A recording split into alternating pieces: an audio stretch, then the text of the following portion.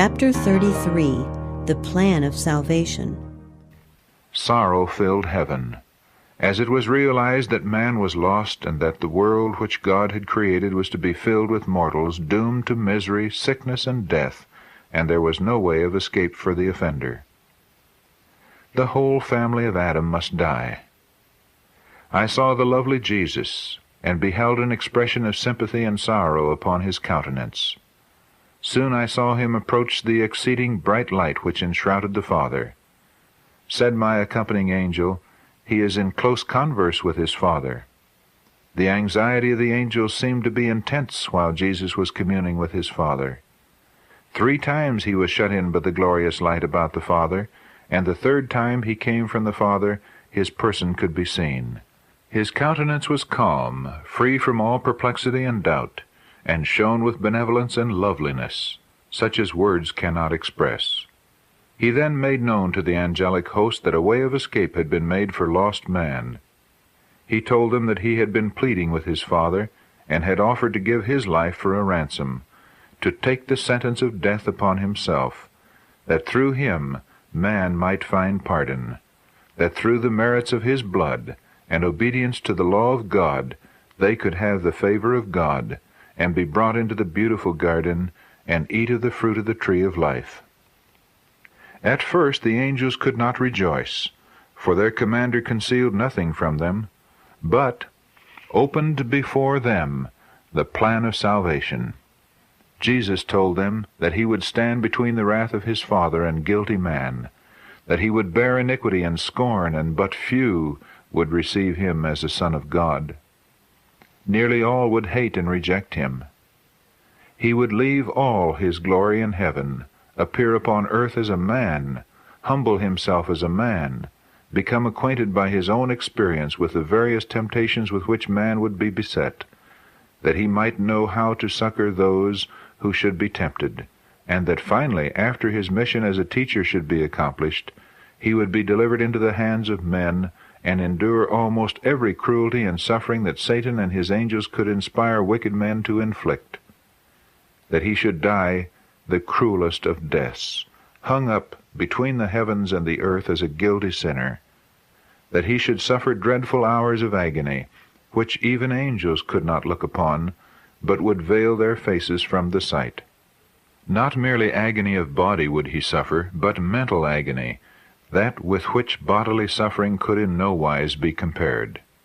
The weight of the sins of the whole world would be upon him.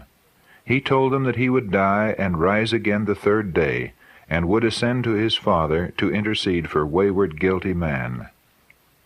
The angels prostrated themselves before him. They offered their lives.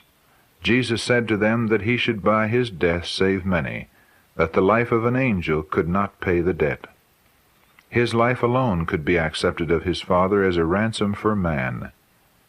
Jesus also told them that they should have a part to act to be with him, and at different times strengthen him. That he should take man's fallen nature, and his strength would not even be equal with theirs. That they should be witnesses of his humiliation and great sufferings. And that, as they should witness his sufferings and the hatred of men toward him, they would be stirred with the deepest emotion, and through their love for him would wish to rescue and deliver him from his murderers, but that they must not interfere to prevent anything they should behold, and that they should act a part in his resurrection, that the plan of salvation was devised, and his Father had accepted the plan. With a holy sadness Jesus comforted and cheered the angels, and informed them that hereafter those whom he should redeem would be with him, and that by his death he should ransom many, and destroy him who had the power of death. And his Father would give him the kingdom, and the greatness of the kingdom under the whole heaven, and he should possess it forever and ever. Satan and sinners should be destroyed, never more to disturb heaven or the purified new earth. Jesus bade the heavenly host to be reconciled to the plan that his Father had accepted, and rejoice that through his death fallen man could again be exalted to obtain favor with God and enjoy heaven. Then joy, inexpressible joy, filled heaven, and the heavenly host sung a song of praise and adoration. They touched their harps, and sung a note higher than they had done before, for the great mercy and condescension of God in yielding up his dearly beloved to die for a race of rebels.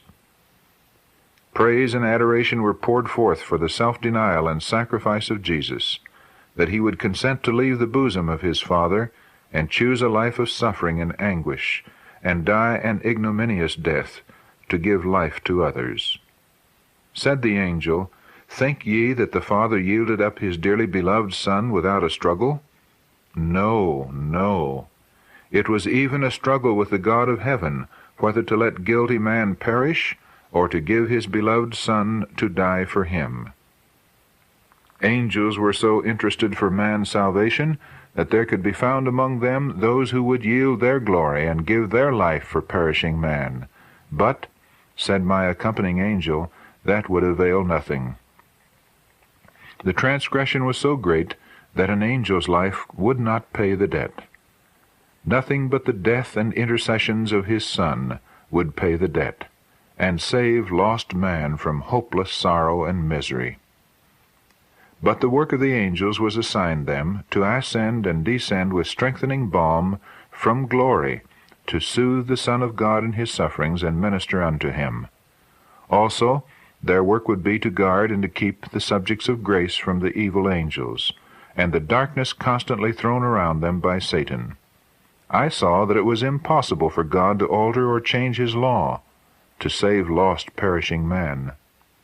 Therefore, he suffered his beloved Son to die for man's transgression. Satan again rejoiced with his angels that he could, by causing man's fall, pull down the Son of God from his exalted position. He told his angels that when Jesus should take fallen man's nature, he could overpower him and hinder the accomplishments of the plan of salvation.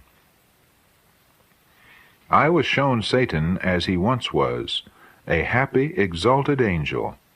Then I was shown him as he now is. He still bears a kingly form. His features are still noble, for he is an angel, fallen.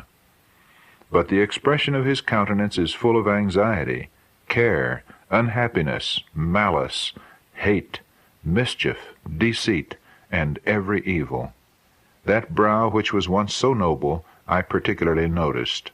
His forehead commenced from his eyes to recede. I saw that he had so long bent himself to evil that every good quality was debased, and every evil trait was developed. His eyes were cunning, sly, and showed great penetration. His frame was large, but the flesh hung loosely about his hands and face. As I beheld him, his chin was resting upon his left hand.